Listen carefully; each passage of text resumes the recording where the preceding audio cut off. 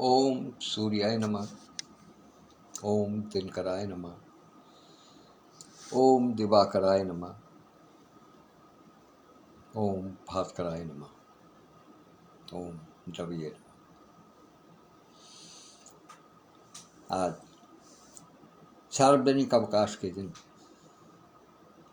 जो सूर्य भगवान का दिवस है, ऐसे रविवार पर मैं अपने सभी परिजनों को प्रणाम निवेदित करता हूँ और भैया जी उवाच के इस छोटे से अंक पर आप सबका स्वागत करता हूँ। मित्रों, आजकल आप सब जानते हैं अंगारक योग चल रहा है। वैसे भी जब तक ये योग नहीं चला था तब तक भी लोगों के मस्तिष्क में गर्मी आजकल इतनी बढ़ गई है कि हर व्यक्ति का दिमाग उबला रहता है, कहीं शीतलता मिलती ही नहीं है। किसी को किसी की जरा सी बात भी खटक जाती है। कभी कभी ऐसा होता है कि कुछ शब्द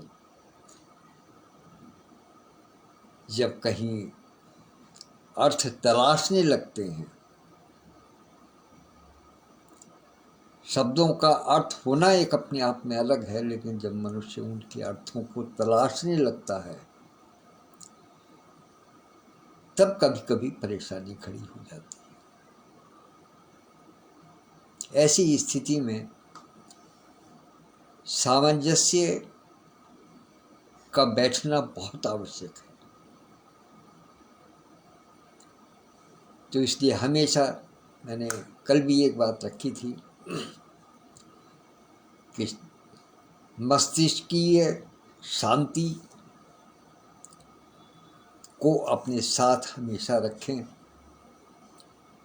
ताकि कभी भी ऐसा न हो कि हमारा हृदय धैर्य खो बैठे और हम किसी के प्रति कोई बात ऐसी कह जाए जिसका फिर बाद में सोचने पर मलाल हो, अफसोस हो। इसलिए बहुत धीरता के साथ में, गंभीरता के साथ में अपने विचारों को रखने की आवश्यकता है।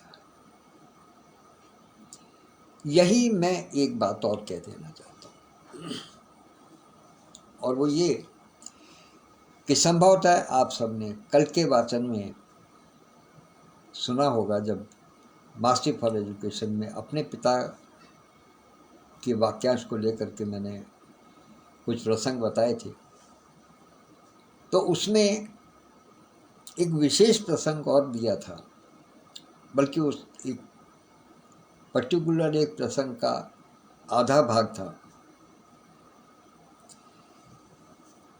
कि भले ही चाहे किसी हमारे साथी की, सामने वाले की, किसी भी व्यक्ति की, चाहे वो अपना जानकार है या नहीं है, लेकिन यदि उसकी किसी कोई बात त्रुटिपूर्ण भी है तब भी उसको उसकी त्रुटि का आभास हमेशा एकांत में ही कराना चाहिए, अर्थात एकल रूप से कराना चाहिए। क्योंकि यदि हम सामने वाले व्यक्ति के सम्मान का ख्याल रखेंगे और उसको इस बात का एहसास भी होगा कि हाँ, इन्होंने मेरे सार्वजनिक सम्मान का विश्वास रखा है, उसको बनाए रखा है, तो निश्चित रूप से वो आपके प्रति नतमस्तक भी होगा और उसकी निगाह में आपका सम्मान भी 10 गुना बढ़ जाएगा। यही बात मैंने कल के वाचन में भी कही थी। केवल अपने सम्मान के लिए नहीं, बल्कि दूसरे के सम्मान को भी उतना ही उच्च स्थान प्रदान करें। बहुत साधारण से शब्दों में कहा जाए तो ये मान करके चला जाए कि जो हम दूसरे के लिए कर रहे हैं, यदि वही चीज हमारे लिए होने लगे तो हमें कैसा लगेगा। बस यहीं से बात जो है वो फिर अपने आप में सुलझनी प्रारंभ हो जाती है। मेरा सभी से अनुरोध है, आज मेरा विशेष मंतव्य इसी बात को लेकर के था कि यदि हमें किसी की कोई बात लग भी जाती है, कभी कभी होता है कि हम किसी बात को पूरी तरीके से नहीं समझ पाते, या मान लिया सामने वाले ने कुछ कह भी दिया, कुछ ऐसा कह दिया जो कि नहीं कहना चाहिए था, तो उसको हम सार्वजनिक रूप से कुछ ना कहें, अपितु उसको एकांत में उसको अलग बुला करके कहा जाए। और आजकल तो एक व्यवस्था और बहुत सुंदर है कि आजकल सबको, सबके पास सबके व्हाट्सएप नंबर हैं, जितने भी परिचित हैं, क्योंकि अपरिचित तो कोई कुछ कहता नहीं है। बुरा किसका लगता है? बुरा हमेशा उसका ही लगता है जिसको हम अपना समझते हैं। खूबसूरती की बात यह है, हमको यदि किसी की कोई बात बुरी लगेगी तो उनकी ही लगेगी जिनको हम जानते हैं, या जो हमसे प्यार करते हैं, या हम जिनसे प्यार करते हैं। किसी गैर आदमी तो कोई भी कुछ भी कह जाए, कौन पूछता है, और क्या उसका मतलब रह जाता है। यदि कोई अनजान व्यक्ति मुझे 2 गाली दे करके चला जाता है तो उससे मेरी तंदुरुस्ती पे कोई असर नहीं पड़ता, क्योंकि जो मुझे जानने वाले हैं वो ये जानते हैं कि नहीं, मेरा ऐसा व्यक्तित्व ही नहीं है, तो इसलिए ना मुझे बुरा लगेगा ना मेरे जानने वालों को बुरा लगेगा। लेकिन यदि कोई अपना किसी बात को कह देता है तो अफसोस होता है। तो इसलिए ऐसी स्थिति में हम सब लोगों के पास जनरली अपने नंबर होते हैं, व्यक्तिगत रूप से बात कर लें, व्हाट्सएप कर दें, कहानी खत्म। तो इस प्रकार की जो संभावनाएं हो सकती हैं मन में कहीं गांठ पड़ने की, उनको नकारा जा सकता है। ये आज अचानक मेरे मन में विचार क्यों आए, ये भी मैं आपको बताऊं। हमारे एक मित्र हैं, वो इस पटल से संबंधित नहीं है, दूसरे पटल पर हमारे एक मित्र हैं। उनको किसी ने उनकी बात को गलत समझ करके कुछ कह दिया, कोई टिप्पणी कर दी, तो वो उनको कुछ थोड़ा अजीब लगा। उन्होंने हमसे कहा यूँ कि यार आजकल देखो पटलों पर क्या होने लगा है। तो हमने उनको कहा, मतलब देखो मेरे विचार से सार्वजनिक पटल पर, फेसबुक पर किसी भी प्रकार की ऐसी टिप्पणी से बचना चाहिए। उन्होंने कर दिया सो कर दिया, कोई बात नहीं है, लेकिन यदि आप भी उसका जवाब उसी रूप में आगे बढ़ा देते हैं, अर्थात उस तर्क वितर्क कुतर्क के चक्कर में पड़ जाएंगे, तो फिर आप में और उसमें कोई अंतर नहीं है। इसलिए आप शांत हो जाइएगा, जिसने जो कुछ कहा है ठीक है, कहने दीजिएगा, छोड़िएगा उस बात को, उस मैटर को क्लोज कीजिए। ये तरीका है शांति के स्थापित करने का। अगर आप आगे बढ़ते चले गए तो फिर तो अंगारक दोष चल ही रहा है, अंगारक योग चल ही रहा है। फिर तो बढ़ते रहो, लड़ते रहो, लाठी डंडा और साथ में ले लो, खूब लड़ो, और अगर किसी वजह से फेसबुक जैसे सोशल मीडिया पे इस प्रकार की बातें चलने लगी तो अपने आप तो अपनी तो शांति भंग करेंगे ही, जो देखने वाले हैं वो मजा लेंगे। यानी हम अपना चैन खो रहे हैं और लोग बाग मजा ले रहे हैं। ऐसा काम क्यों करें? ऐसा काम कभी नहीं करना चाहिए। तो ये एक प्रसंग बस एक बात आ गई। दरअसल क्या है कि आजकल कुछ मेरी व्यक्तिगत व्यस्तताएं इस प्रकार से हो गई हैं कि मेरे पास वाचन के लिए कोई विशेष विषय नहीं होता है। और डॉक्टर सत्यप्रकाश पांडे जी की कृपा से कहूँ, अनुकंपा से कहूँ, या उनके आदर भाव की वजह से कहूँ, अब स्थिति ये हो गई है कि जो वाक्यांश मैं सवेरे को देता हूँ या उसके बाद में फिर सवेरे 8:30 बजे जो मास्टर फॉर एजुकेशन पर उसके विषय में अपनी बातें रखता हूँ, वहाँ से उन्हीं सारे बिंदुओं के इर्द गिर्द जाकर के लगभग पूरे दिन के वाचन पटल पर होते हैं। तो इसलिए होता क्या है कि मुझे कहीं से कोई प्राप्ति नहीं हो रही।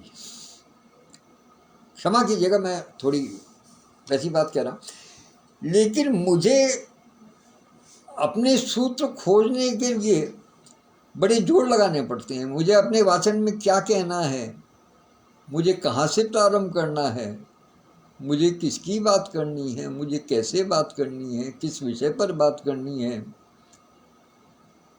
इसको खोजने में मेरा समय बहुत निकलता है। मैं जाने नहीं पाता, कभी कभी नहीं समझ में आता कि मुझे क्या बोलना है, क्या कहना है। और इस चक्कर में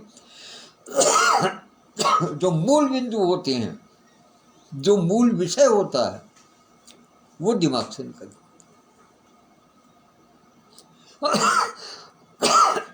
क्योंकि आप सब जानते हैं कि मेरे पास लिखा हुआ तो कुछ है नहीं, मैं तो जैसा बैठा हूँ वैसे ही बैठा हूँ। बिल्कुल जो मन में जिस समय आता है उसी समय बोलता हूँ। तो चलिए इस बात को छोड़ते हैं, अब आगे की बात करते हैं। कल आज के नवरत्न कार्यक्रम में जिन लोगों ने सहभागिता की उन सबका बहुत बहुत आभार। ये मैंने कल भी कहा था कि आजकल कुछ व्यस्तताएं इस प्रकार की हैं कि मेरी सारी व्यवस्थाएं अस्त व्यस्त हो गई हैं। इसलिए मैं बड़ा क्षमा प्रार्थी हूँ पटल से और अपने साथियों से कि मुझे जितना ध्यान से सुनना चाहिए या पूरी तरीके से सुनना चाहिए, पटल पर देखना चाहिए कि क्या क्या काम हो रहे हैं, कौन कौन आ रहे हैं, कौन कौन जा रहे हैं, वो मैं नहीं कर पा रहा हूँ। इसके लिए क्षमा प्रार्थी हूँ। लेकिन ईश्वर पर भरोसा रखिएगा कि एक समय अवश्य ऐसा आएगा जब ये सारी व्यस्तताएं एक तरफ होंगी और मैं पुनः पूरी तरीके से सक्रिय हो सकूंगा इस पटल पर। तो इसलिए कल आज के नवरत्न में के कार्यक्रम में जितने भी हमारे साथी ने पार्टिसिपेट किया उन सबको बधाई, उन सब के लिए आभार। और जो नवरत्न बनेंगे उनको अग्रिम बधाई और शुभकामनाएं। आज सबसे सृजन कार्यक्रम है, सब मिला है परिवार, और आज हम सब लोग परिवार पर ही बात करेंगे। सबको रचनाएं भी परिवार पर ही देनी है, सबका अपना परिवार है, ऐसा कोई नहीं है जिसका परिवार नहीं है। सबके अपने अनुभव हैं, सबके अपने रिश्ते हैं, सबके अपने नाते हैं।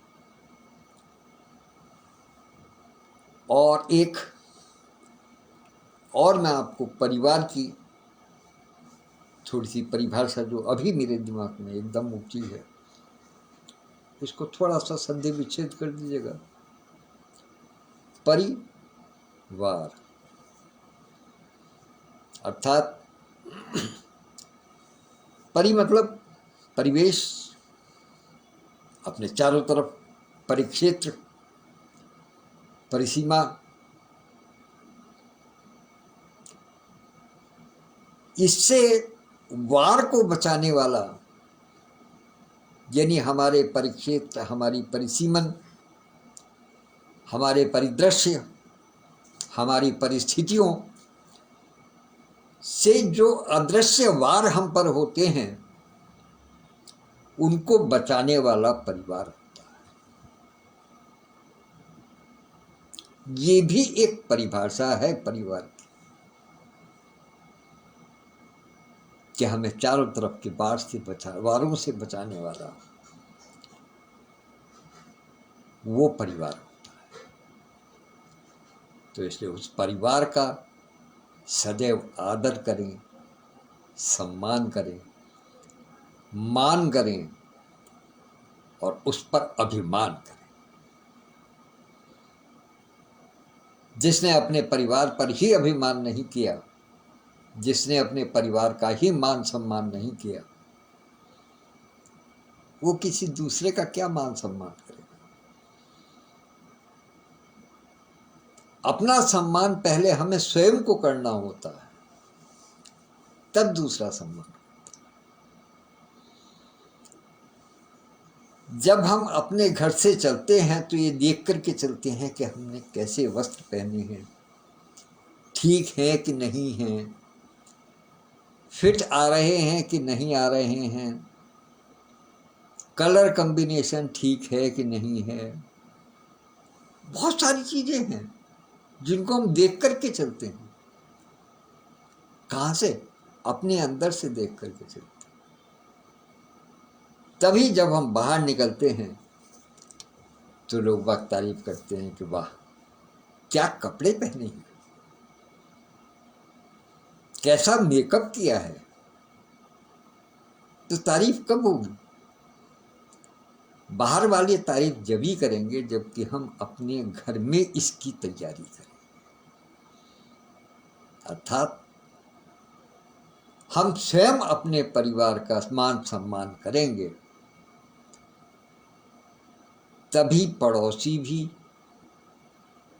या जानकार भी या ना जानकार भी, वो भी हमारे परिवार का और हमारा सम्मान तभी करेंगे जबकि हम अपने परिवार का स्वयं सम्मान करेंगे। आज यदि हम बाहर निकल करके किसी के साथ में सभ्यता से बात करते हैं तो आदमी क्या कहता है कि देखो कितनी कुलीन परिवार का सदस्य है। ऐसा लगता है मानो मुख से फूल झड़ रहे हैं। और हम बाहर निकल करके सदैव किसी से भिड़ने की बात करें, लड़ने की बात करें, अपशब्दों का प्रयोग करते हुए किसी से वार्तालाप करें तो क्या कहेगा? इनका परिवार ऐसा ही होगा, क्या इनके मुंह लगना। या अगर दूसरा भी ऐसा मिल गया तो हो गए गुत्थम गुत्था। बोलो सत्यनारायण भगवान की जय।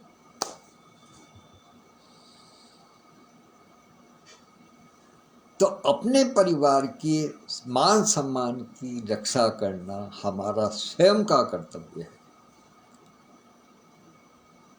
हम स्वयं इस चीज के लिए उत्तरदायी हैं कि समाज में हमारे परिवार को लोग कैसा समझते हैं, क्या समझते हैं, और हमको क्या सीख मिली है।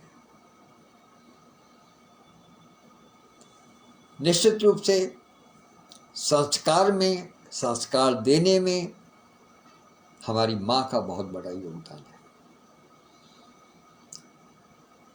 लेकिन समाज में हमारा व्यवहार किस प्रकार से हो, ताकि ऐसा भी ना हो कि किसी को ये लगे कि ये रसगुल्ला है, मुंह में रखो और गप हो जाएगा, और ऐसा भी ना लगे कि ये तो कड़वा नीम है, इससे तो बात करनी ही बेकार है। मुंह लगते के साथ ही थू थू करना शुरू कर दें। उस बीच के सामंजस्य वाले रास्ते को सिखाने का कार्य पिता का है। व्यावहारिक ज्ञान हमेशा पिता देते हैं, और जो अध्ययन वाला ज्ञान है, जो मूल सैद्धांतिक ज्ञान जो है, वो हमारी माता देती है, और व्यावहारिक ज्ञान हमारे पिता देते हैं। तो ऐसे ही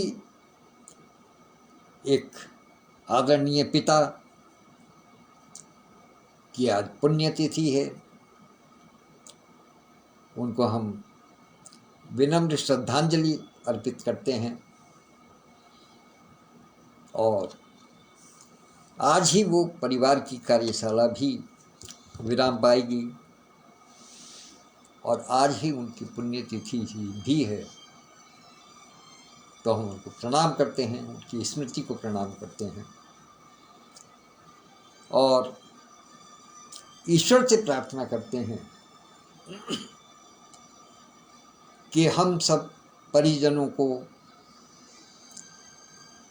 उनके आदर्शों को अपने हृदय के अंदर स्थापित करने की शक्ति, भक्ति और आसक्ति प्रदान करें, क्योंकि उस महान व्यक्तित्व को, जिसने समाज को एक ऐसा हीरा दिया जो कि कहीं दूर से चमकता है, और ये कहने में कोई गुरेज नहीं है कि उस हीरे की चमक से ही हम सब एक दूसरे को दिखाई दे रहे हैं।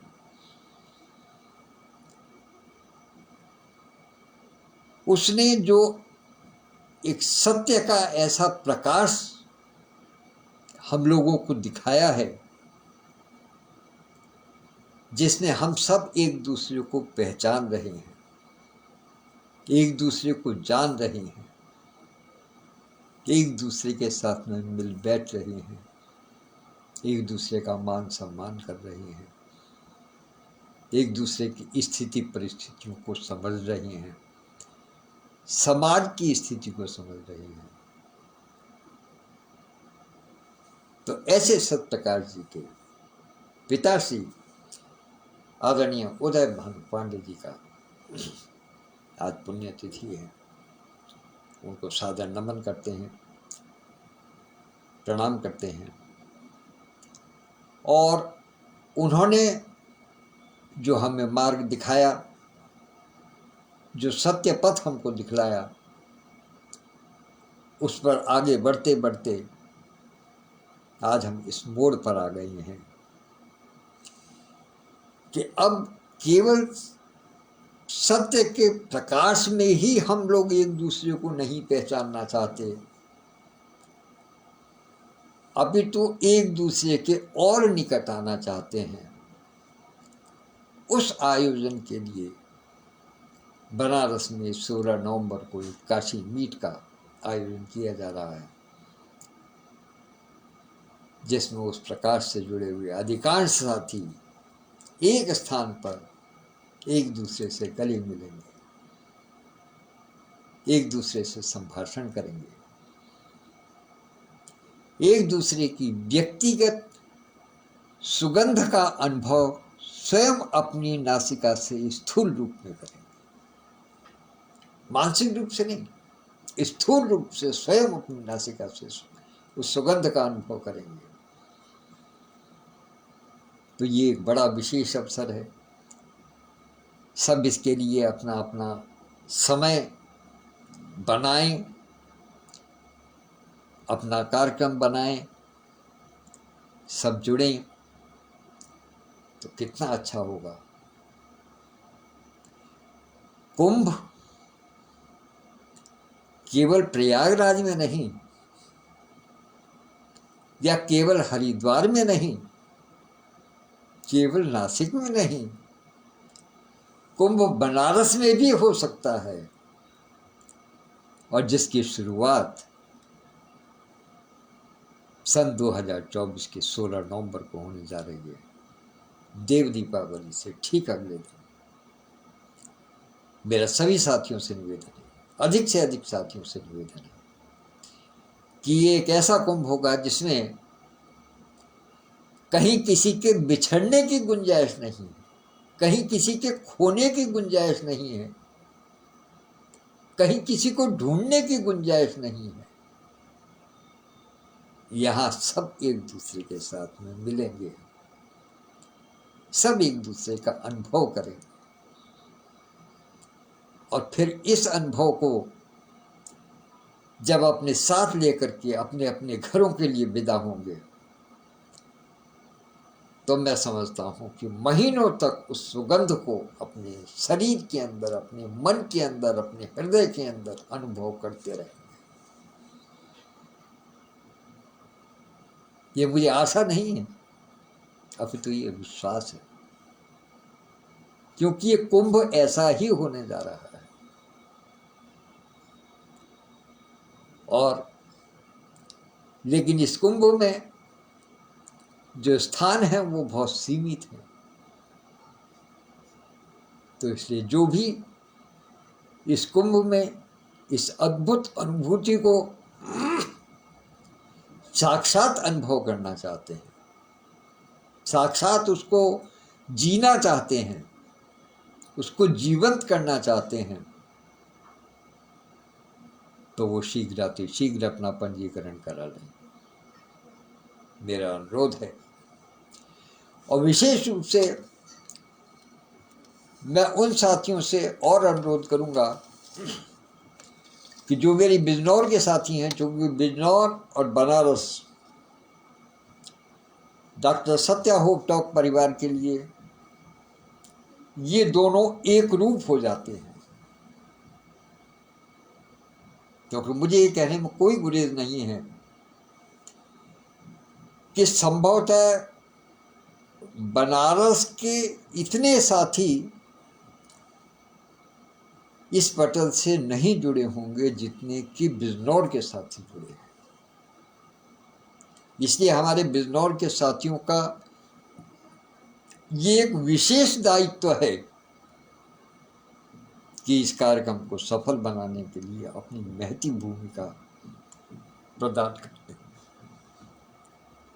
अपना महत्वपूर्ण योगदान दें। और इन्हीं शब्दों के साथ में आज मैं अपनी वाणी को विराम देता हूं, और चलते चलते एक बार पुनः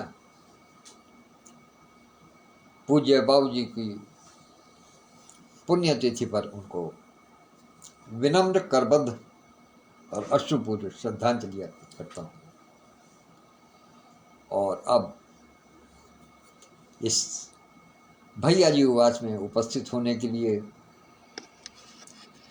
परमादरणीय डॉक्टर यथार्थ दीदी, बहन तस्लीम फातिमा जी, आदरणीय भाई महेंद्र जोशी जी, बहन ज्योति रानी जी, और हृदयांगन साहित्यिक, सामाजिक, सांस्कृतिक और आध्यात्मिक संस्था के संस्थापक और राष्ट्रीय महासचिव आदरणीय विधुभूषण त्रिवेदी जी की उपस्थिति को सादर नमन करता हूँ। इसके अतिरिक्त और जो नेपथ्य से सुन रहे हों या जो बाद में सुनेंगे, उनके लिए भी हार्दिक आभार और विशिष्ट आभार प्रस्तुत करता हूँ।